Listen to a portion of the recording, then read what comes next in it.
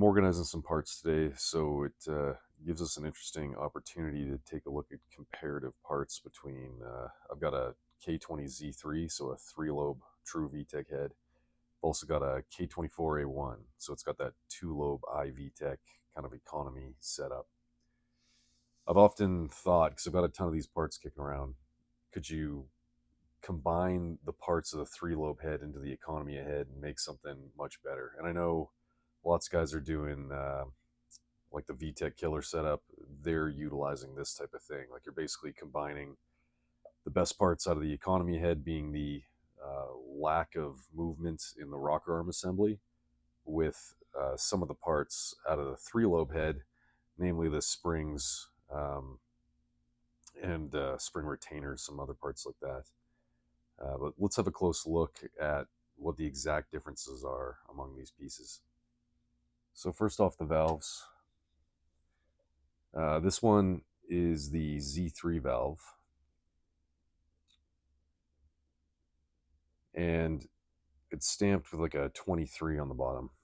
Now, the Z3 valve and the A1 K20A3 valve, like the economy valve, they're the exact same length, stem diameter. The keeper at the top's the same, and they do swap back and forth. So I've used TSX K24A2 valves in an economy head, vice versa. I've put the economy valve into the three-lobe VTEC head. I haven't had an issue with that. But, I've never really looked at them closely. And one thing I notice on these, and I'll try to focus, the actual lip on this thing. So from where the valve seats to the inside of the combustion chamber, it's about 1 millimeter on the three-lobe head, but it's substantially thicker on the economy valve.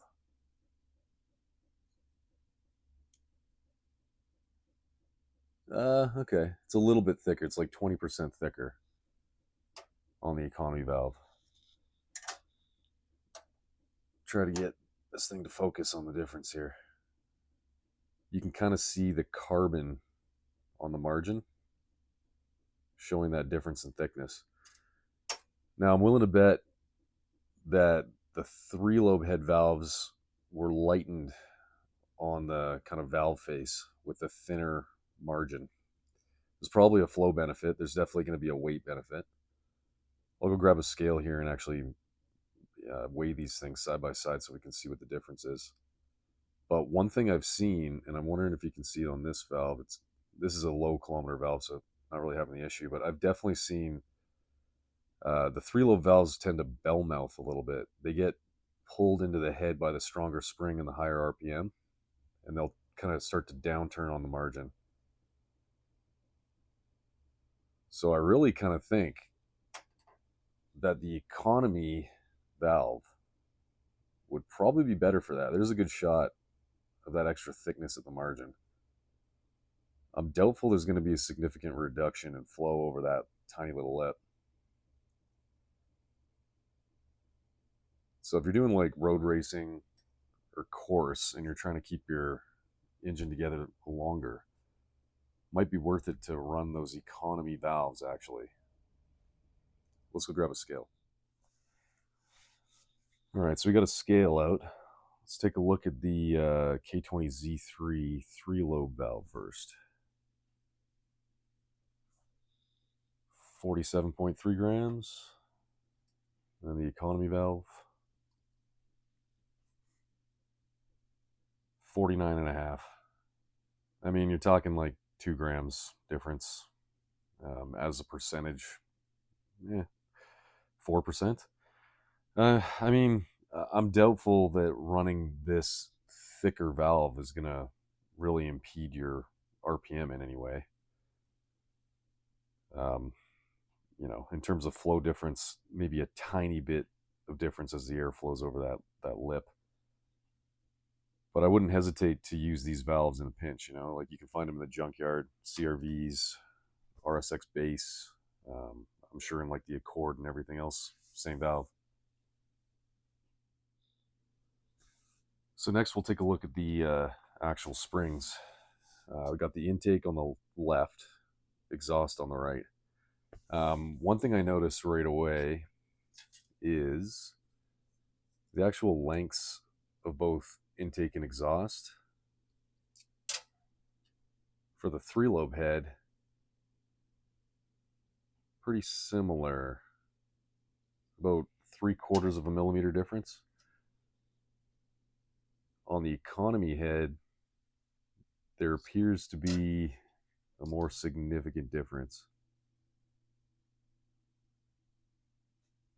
So it's visually apparent, but yeah, it's about 1.5 millimeters taller on the exhaust side for the econ head versus the 3-lobe, which has a much more minor difference between intake and exhaust. So installed height on these for all the heads is the same. It's about 30.7 millimeters on the intake side, 31.7, 31.75 on the exhaust. So a millimeter difference in installed height. But there doesn't seem to be such a difference in the actual spring heights for 3-lobe versus the economy head. And I'm willing to bet that's because this spring is probably much weaker and relies on that compression of install to increase the tensile strength.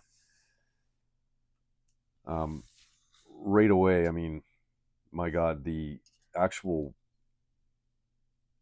wire thickness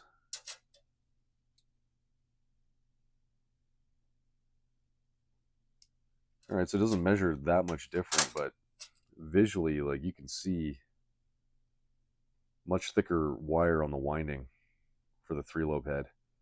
Obviously a much larger spring too in terms of diameter. There, obvious stiffness increase with the 3-lobe spring, both intake and exhaust. And these economy heads, one thing that they love to do is burn exhaust valves. I'll show you an example because I just pulled one out. I think it's due to the weakness in the exhaust valve spring. I think it's bouncing on the seat. You get carbon buildup, corrosion, whatever else, and then once it gets a channel, it just like plasma jets straight through that seat. Rarely do I see it actually injure like the head side valve seat. It'll often just melt a hole straight through the valve.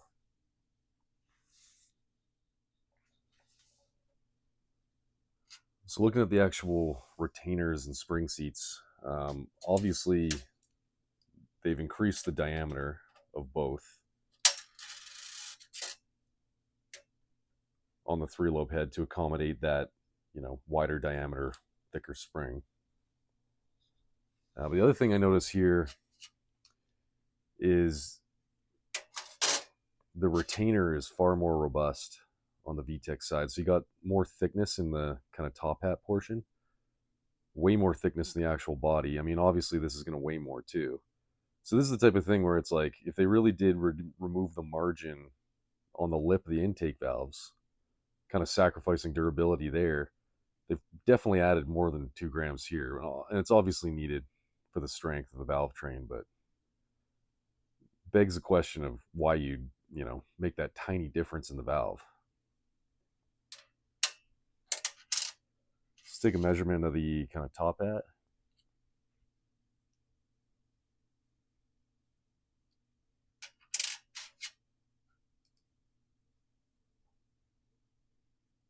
So yeah, you got about extra 0.5 millimeter of material there.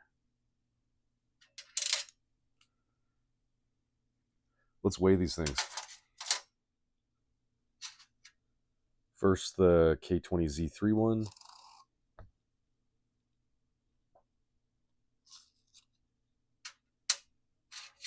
Economy one.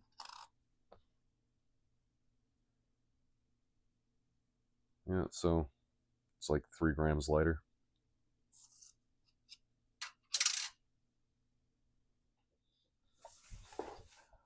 So I believe that the retainer keepers are all the same. I took a clay impression of the difference in the 2 retainers. I will say that the economy retainer, it has So the taper appears to be the same. It's about 15 degrees on both sides, as best as I could measure, without destroying the clay. But the economy retainer is a little wider at both top and bottom. So I've heard that there's differences in the later model keepers, that they went from like 7 degrees on the early model to 5 or something. You see it specifically if you're buying retainers, like titanium retainers from I-vtec or Faria. They'll specify that you use the early model retainer, the 7-degree lock one, which is what we've got on the table here. I couldn't tell by any measurement or visually or otherwise testing if the Z3, that kind of like 05, 06 on, this would go all the way to like 2012 on a Civic SI. I couldn't tell if there was a difference in those keepers. So I'm probably going to be assembling, just making sure that I use the keepers that came out of the Z3 for the Z3 retainer. Lastly, we got the exhaust valves here. So this is the valve from a 3-lobe head, the Z3. You can see a little bit of corrosion on the valve, like sealing face, but largely it's still intact. It's mostly like just oxidation. It's marked with an E in this case on the 3-lobe variety. Again, the actual dimensions are identical. I'd weigh these, but I got a lot of carbon buildup on the economy style. These are marked with an X. You can see it on this guy here. And the other thing that always jumps out at me is the economy style. The sealing face just gets absolutely brutalized. These aren't really savable. I just went through a bin of about 20 of these things looking for some to show. Primarily, I was looking for this one right here with the failure on it. But my theory on this is that it's due to the weak spring on the exhaust side. I think it's just not controlling the valve. A lot of gases are getting through there when it should be sealing, and it's, kind of plasma jetting its way through the seat and making these kind of channels. Once one of those channels is fully formed, you're going to get this. I've seen this on so many CRV heads, Accord heads, presumably like the RSX base K20A3. Once you've got the full, channel from inside the combustion chamber to that runner, it's just going to send all the gas through and melt itself a little home.